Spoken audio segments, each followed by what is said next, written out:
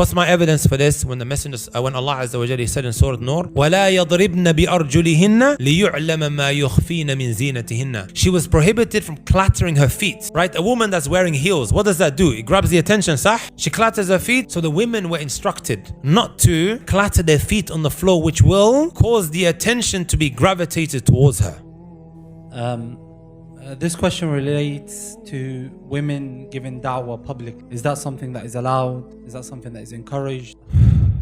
My brothers and my sisters, I personally, and this is the position of many others as well, a woman coming out and publicly giving da'wah is not something that she should be doing. I know some may get upset at hearing this, and I'll tell you guys why. When it comes to a woman participation in the public, we can maybe narrow it down to two important things. Number one, she should be dressing with the correct Islamic dress code. And number two, she shouldn't be drawing attention to herself. She shouldn't be what? Drawing attention to herself.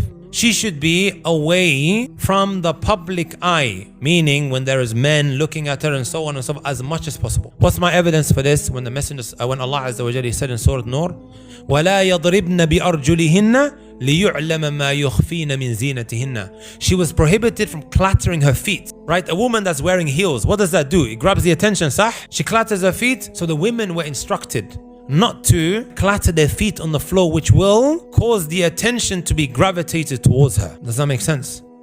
And likewise, you have in the time of the Messenger sallallahu alaihi wasallam, we had Aisha radiallahu ta'ala anha that taught so much. If it was needed for a male companion to get hadith of her, he would go and visit and there would be a barrier in between. Does that make sense? And there is a qa'idah, my brothers and my sisters, something that they could have done, which they didn't do, is something that we shouldn't do as well. I'll say that again. Something they could have done, which they didn't do, right? We shouldn't be doing. She could have done that. Couldn't she have stood in front of everyone and start giving a lecture? But she didn't do that.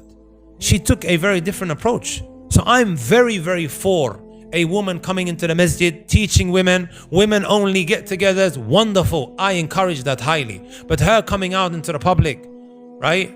And she's dressing up and beautifying herself and then giving a lecture in front of both men and women,